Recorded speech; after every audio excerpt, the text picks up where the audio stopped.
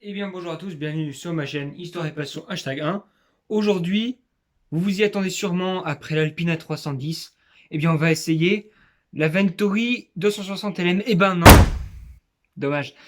Aujourd'hui on essaie une voiture très spéciale. Une voiture que sans doute peu d'entre vous ne connaissent. C'est une voiture française.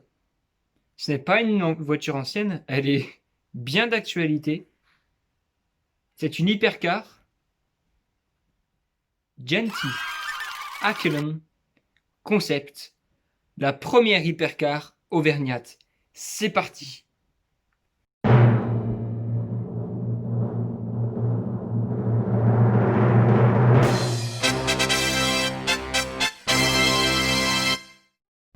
Alors, la marque Genty, c'est une marque française, comme je vous l'ai dit. C'est une marque qui est basée à Saint-Yort, en Auvergne, donc bien en France, ancrée en France. Voici ici les principaux membres de l'équipe, il me semble, hein, je ne peux pas vous dire clairement de qui il s'agit, mais en tout cas, les voilà. Alors la Genty, extérieurement, c'est une voiture qui fait beaucoup dans la, dans la beauté, mais aussi l'aérodynamisme. Alors, il y a plusieurs phases de cette Genty et nous allons voir les feux arrière. Là, vous voyez, il y a un G dessiné. Ici, le G, c'est un peu estompé pour faire plus une sorte de C. Et ensuite, ici, là, c'est carrément beaucoup plus agressif. Et d'ailleurs, ça ressemble, à mon goût, à la Honda NSX.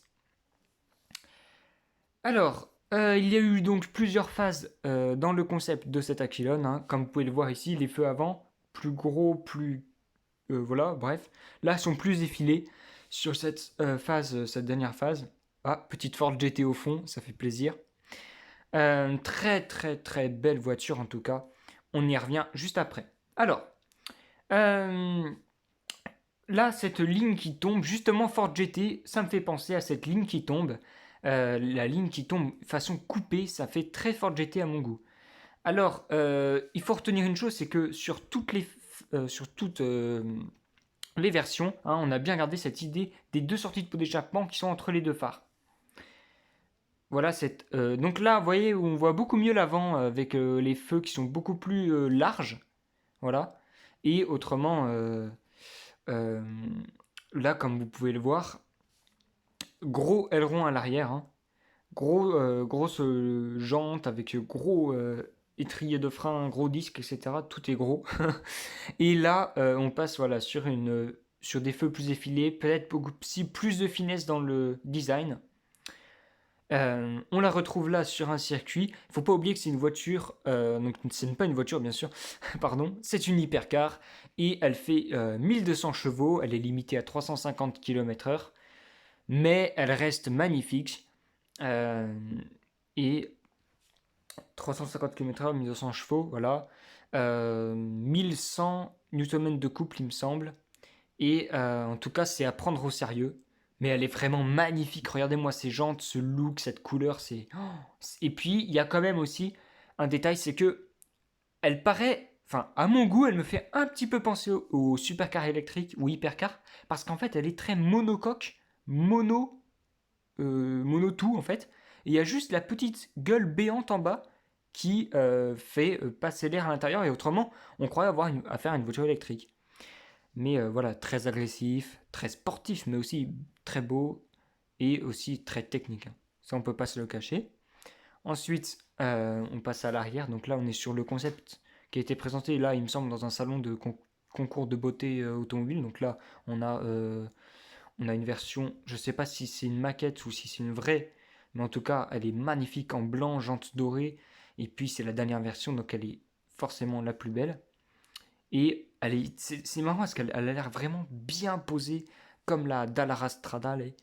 Mais en tout cas, ouais, franchement, moi je lui mets un gros pouce bleu. Alors maintenant, on va passer à l'intérieur de la voiture et regardez comme elle se découpe comme une Koenigsegg presque. Alors l'intérieur, il est épuré. On sent qu'il y a un peu l'aspiration Bugatti parce que c'est très épuré, mais c'est très personnel aussi parce que euh, voilà, ça ne nous fait pas forcément référence à quelque chose qui existe déjà et c'est à la fois futuriste, mais c'est à la fois pas choquant. C'est ça qui est bien. Donc grande console centrale qui va du début jusqu'à l'arrière de l'habitacle, donc ça c'est génial, ça fait très homogène, c'est très beau. Et là on a une petite coupe dessin là qui nous permet de voir un peu comment s'intègre l'intérieur de la voiture. Après j'ai pas grand chose à vous dire, hein, je connais pas les matériaux, c'est juste que c'est beau parce que c'est épuré. Et voilà. Alors on va passer à plutôt la motorisation et au châssis. Donc la motorisation V8, hein, 1200 chevaux. Donc là, voilà, c'est dans les ateliers. Un gros V8, en tout cas, c'est un gros moteur qui doit prendre de la place. D'ailleurs, on le voit bien hein, sur les autres images avec la grande coupe de toit qui descend. Et là, on a à faire un châssis tubulaire. Donc là, c'est bien, on a le moteur qui est posé, centrale arrière, bien sûr, transmission intégrale, bien sûr, pour 1200 chevaux. Et donc, châssis tubulaire, carbone, et un CR aluminium. Allez, on en finit, on l'achève cette gentille. La Quilone, pour moi, c'est une voiture qui impressionne par sa pureté de ligne, par sa sobriété également, et à la fois par ce dynamisme et cette aérodynamique qui me, qui m'impressionne, qui me donne un sentiment un peu étrange. Parce que cette voiture, elle donne pas l'effet waouh, mais on passe pas à côté pour autant. Et par contre, moi, je suis super content, c'est que bah là, on a une hypercar française.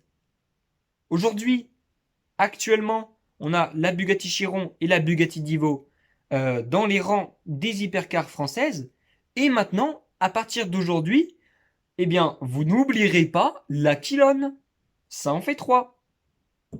Bon, Gentil, je connaissais la marque depuis un bon moment. Mais je tenais vraiment à vous la présenter. Et ça peut être un début de cette chaîne, voilà, de faire découvrir des marques françaises qu'on ne connaît pas. Il y en a d'autres. Je vous dis pas le nom parce que comme ça au moins ça vous permettra de les découvrir si jamais vous ne les connaissez pas. Mais voilà, c'est un gros plaisir pour moi. Alors la Genty, design extérieur, face avant, très belle, très épurée. On a juste la petite bouche béante en bas. C'est vraiment très épuré. Ça c'est impressionnant parce que on croirait vraiment que c'est une voiture électrique. Parce qu'il n'y a rien d'autre.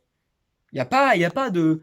Regardez, une Lamborghini, vous passez pas à côté, le design, vous faites wow, c'est quoi ça? Là, vous regardez ça en mode ouais, c'est beau, mais on sait pas quoi dire en fait. Je trouve ça pas mal quand même. Et à l'arrière, on a plus d'agressivité, hein, comme c'est beaucoup plus vertical à l'arrière. On a ces feux très agressifs. Je pense que dans la nuit, ça doit être assez beau. Et puis on a les deux sorties de pot qui sont entre les deux feux, donc en hauteur. Moi, ça me fait penser à la Lamborghini Huracan Performante. Et après, diffuseur, tout ça. Il y a il y a un côté assez sombre hein, qui accentue un peu l'agressivité. Alors l'intérieur, c'est sobre, c'est normal, on va dire. J'aime beaucoup la console centrale qui est assez harmonieuse puisqu'elle remonte vers le tableau de bord. Je trouve ça très joli. Je pense que dans la sobriété, ils ont voulu avoir le même esprit que Bugatti qui veut durer dans le temps. On a juste un écran au milieu, on a les compteurs à leur place, le volant normal et tout ça. Moi je trouve ça pas mal avec écrit Aquilone là comme sur les Ferrari, c'est pas mal. Et puis pour le moteur, bon, on a un V8 de grosse cylindrée avec 1200 chevaux, avec un châssis tubulaire carbone aluminium. Ah bah moi je vous dis, à mon avis, ça doit pousser fort. Surtout que l'aérodynamique sur cette voiture a été très travaillée. J'ai hâte de la voir dans des essais. Alors, pour finir cette vidéo, j'ai beaucoup aimé cet Aquilone. Eh bien, si vous l'avez beaucoup aimé aussi, mettez un pouce bleu, abonnez-vous si ce n'est pas déjà fait, partagez, activez la cloche de notification, laissez des commentaires. Voilà, dites si vous avez aimé découvrir cette Aquilone, si vous la connaissez déjà et que vous l'aimez beaucoup. Bref, je ne vais pas vous raconter tout ce qu'il faut faire, mais vous savez ce qu'il vous reste à dire en commentaire. Mettez des commentaires, ça fait plaisir les retours. Et puis, en parlant de commentaires, je vous fais participer à la prochaine vidéo et je vous demande de choisir entre l'Ascari Écosse et la Renault R5 Turbo 2, doit être par là, laquelle de ces deux voitures voulez-vous que je présente la prochaine fois en essai virtuel? Ceci dit, pardon, j'allais vous dire au revoir avant de vous dire ce qu'il faut faire. Eh bien, en bas, dans les commentaires, vous mettez le nom de la voiture que vous voulez qu'on essaye. C'est parti, n'attendez pas. Ciao!